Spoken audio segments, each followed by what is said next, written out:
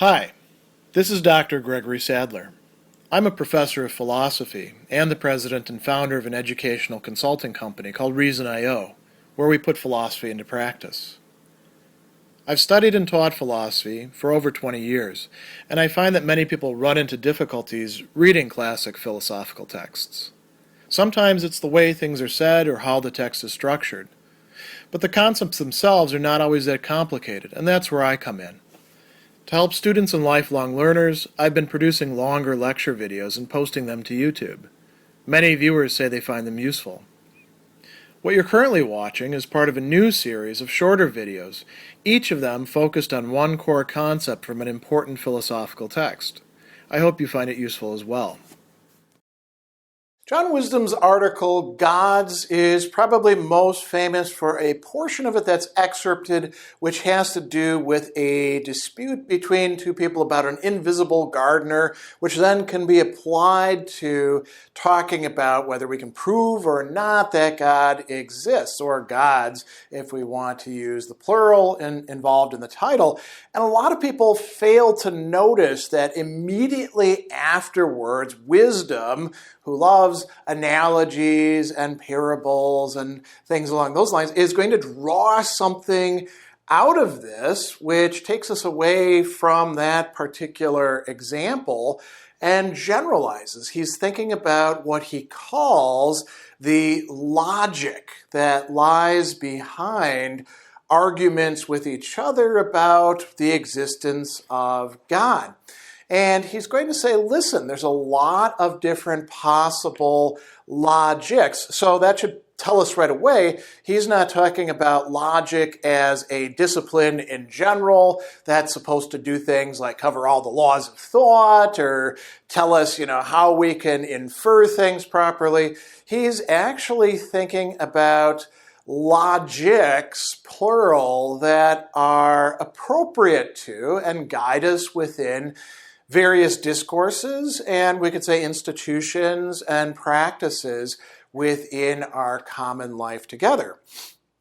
So he's going to talk about, we can easily recall disputes which, though they cannot be settled by experiment. Now, when he talks about experiment, he doesn't mean simply the laboratory. He means anything experiential, anything that we could say, look, you have to look there, aha, you see it, now the dispute is settled. So disputes which, though they cannot be settled by experiment, are yet disputes where some parties can be right or wrong.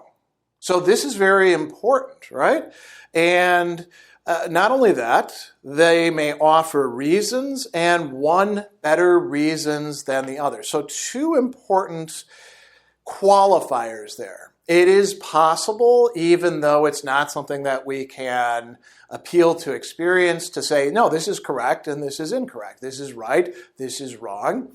And we provide each other reasons, and those reasons can be better or worse reasons. So it is at least in theory, rational activity. And he says, okay, what is like this? Well, matters of pure and applied mathematics and logic in the broader sense now, where we're thinking about formal logic or even Aristotelian logic. He says, two accountants or two engineers provided with the same data may reach different results. And how do we resolve this difference? Not collecting further data, not getting more experiential things, but by going over the calculations again. Such differences indeed share differences as to what will win a race, the honor of being among the most settleable disputes in the language. Now, can we describe, as he calls it, the theistic issue as one settleable by such calculation, or as one about which can be deduced in this vertical fashion from the facts we know? Now, why is he calling it a vertical fashion? He's going to contrast it to a horizontal. And vertical, think of a chain of reasoning. So if you've ever done geometric proofs in a geometry class or in a logic class, you begin at the top with the premises and you go to the bottom to the ultimate conclusion. There may be some sub-conclusions along the way, some rules brought to bear, but you're going from the top to the bottom. That's, you could say, vertical. So he says, no doubt dispute about God is sometimes, perhaps especially in medieval times, have been carried on in this fashion, but nowadays it is not, and we must look for some other analogy. Now, he's perhaps being too optimistic about the changes. We have plenty of people out there in contemporary society who still think that you can actually reason in such a rigorously deductive manner. They engage in all sorts of apologetics, actually on both sides, right? Both the theistic and the atheistic side. There's people out there who keep on posting memes of, Epicurus's famous argument, which is actually found in Lactantius, but we think it probably does come from Epicurus, about the argument from evil, right? These don't actually convince people, except people who are already ready to be convinced, because that's not the logic for settling disputes about God according to wisdom. And so, a lot of what went on in the Middle Ages, by the way, lots of people talking about God without using, just solely deductive arguments. Even the people who provide us with deductive arguments or proofs have all sorts of experiential things going on as well. So, theology, rational theology, whatever you want to call it, doesn't really work like mathematics and logic. Do we have any better analogies? And he says, well, yes, the way things work in courts of law provides us with a closer analogy. He says, sometimes it happens that opposing counsel are agreed to the facts and are not trying to settle a question of further fact. They're not trying to settle, for example, whether the man who admittedly had quarreled with the deceased did or did not murder him, but they're concerned with something like this.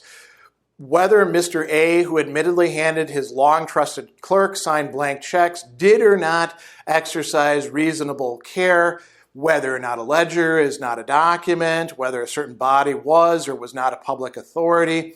And he says, in these cases, we notice the process of argument is not a chain of demonstrative, or we might say deductive reasoning. So what is it instead? It's going to be, instead of a chain of reasoning, a presenting and representing of those features of the case which, as he says, severally cooperate in favor of the conclusion, in favor of saying what the reasoner wishes said, in favor of calling the situation by the name which he wishes to call it. And then he's got a visual metaphor here. Instead of links of a chain, think legs of a chair. Each leg is supporting the conclusion, which I suppose would be the seat that you want to ultimately get somebody's butt planted in, if we want to make this, very crude analogy, right? So he says, the discussion is a priori. Now, what does he mean by a priori? It's not dependent on experience, right? It is something that is being reasoned, and we could sub in whatever contents we want, but it's a priori, and the steps are not a matter of experience. The procedure resembles scientific argument in that the reasoning is not vertically extensive, right? It's not a chain proof or something like that, but horizontally extensive. It is a matter, as he says, of the cumulative effect of several independent premises, not the repeated transformation of one or two. So we have a different logic here, right? A different way of going about taking information, processing it, and coming to conclusions through inference. And he says, because the premises are severally inconclusive, the process of deciding the issue becomes a matter of weighing the cumulative effect of one group of severally inconclusive items against the cumulative effect of another group of severally inconclusive items. And so it lends itself to description in terms of conflicting, and he puts this in quotes, probabilities. But it's not really probability as such. Something else is actually going on here. And he says, this is a muddle, meaning you don't really understand what you're doing. The dispute doesn't cease to be a priori because it is a matter of the cumulative effect of severally inconclusive premises. Why? The logic of the dispute is not that of a chain of deductive reasoning, but it's not a matter of collecting from several inconclusive items of information an expectation as to something further, as when, for example, a doctor, a medical professional, is trying to guess or figure out, infer, diagnose from a patient's symptoms what is wrong. Or, like when a detective determines who the criminal is from many clues. So he says that these legal reasonings have their own sort of logic and their own sort of end. The solution of the question at issue is a decision. That's the end of it, a ruling by the judge. And he says it's not, at least in theory, an arbitrary decision, though the rational connections are neither quite like those in vertical deductions, nor like those in inductions, in which from many signs we guess at what is to come.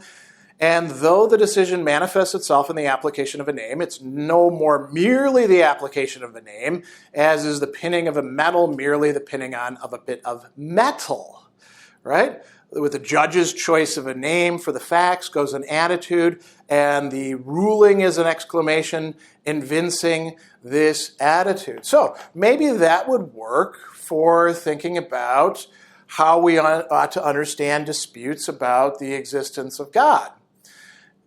There's something to that. That's closer, wisdom would say, to what's going on when we are going back and forth with somebody about the existence of God. So we're not just doing, arguments in a purely deductive way, nor are we just doing inductive work. We're actually doing something akin to, legal determinations. But he doesn't stop there, because we can find a better, closer analogy. Appreciation of beauty.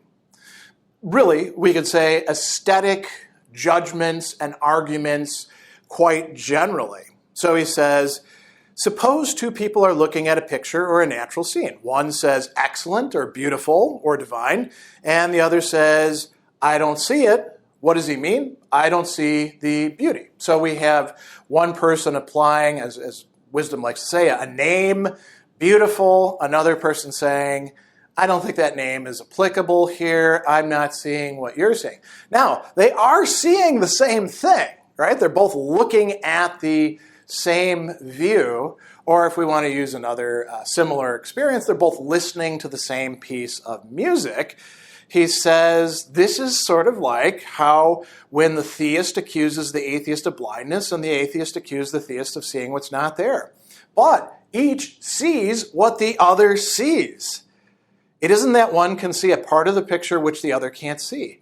So the difference is not one as to the facts, and it can't be removed by the one disputant discovering to the other what so far he hasn't seen. Let's take a painting, right? They're both looking at the painting. They're both, of course they can exchange points of view, but it doesn't make that much difference, walking over here as opposed to walking over here. They can stand next to each other in the museum and look at the painting, and one can say, wow, awe-inspiring, and the other can say, I just don't see it at all. I'm not seeing what you're seeing here. So he says, it isn't that one sees the picture in a different light, and so, as we might say, sees a different picture. They are seeing the same picture. The difference between them cannot be resolved by putting the picture in a different light. But, wisdom says, surely this is just what can be done in such a case, not by moving the picture, but perhaps by talk, by discussing it with each other. He says, to settle a dispute as to whether a piece of music is good or better than another, we listen again. With a picture, we look again.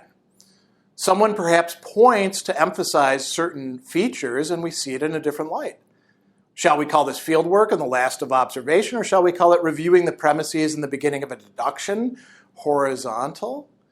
So he goes on and he says, in spite of all this, we choose to say a difference as to whether a thing is beautiful is not a factual difference.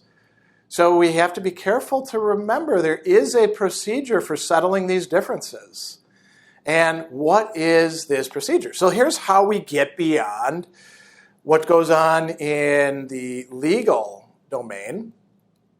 Both see the same picture, right? So they carry out reasoning and re-description of what's going on. They try to bring reasons to convince each other, but it's not merely a verbal activity. They're being directed at something. Hey, listen to the music and check out what's going on with the bass fills right here, or how these harmonies are coming together, or the transition from this chord pattern to this chord pattern and the tensions it produces, right?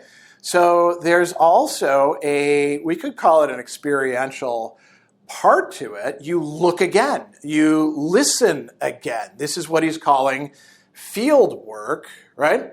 A re-looking or re-listening. And this is more similar to what we do in terms of discussing the existence of God within a cosmos that we belong to. So he says, when a difference as to the existence of God is not one as to future happenings, it's not experimental, it's not as to the facts, we should not assume there is no right and wrong about it. It is possible to be right and wrong. No rationality or irrationality, no appropriateness or inappropriateness, no procedure which tends to settle it, nor even that this procedure is in no sense a discovery of new facts. And he says, even in science, this isn't the case, right? There are a lot of things he says in science. We never have a pure instance of this sort of dispute. Usually there's some sort of difference of expectation as to the facts, but scientists argue about rival hypotheses with a vigor not proportioned to the difference in expectations of experimental results. So even in science we do something like this, but especially when we're talking about God, it's more like trying to get somebody to appreciate the aesthetic response that you are having, and much less like carrying out a chain of deductive reasoning. And it's not even really that close to a legal dispute, which is what a lot of people like to try to turn it into. There's even, books that arrange things in that way. So wisdom is making a claim here about what the logic of disputes about the existence of gods are like. And he's not saying it's a purely aesthetic phenomenon. He's saying it just has a similar kind of logic to that.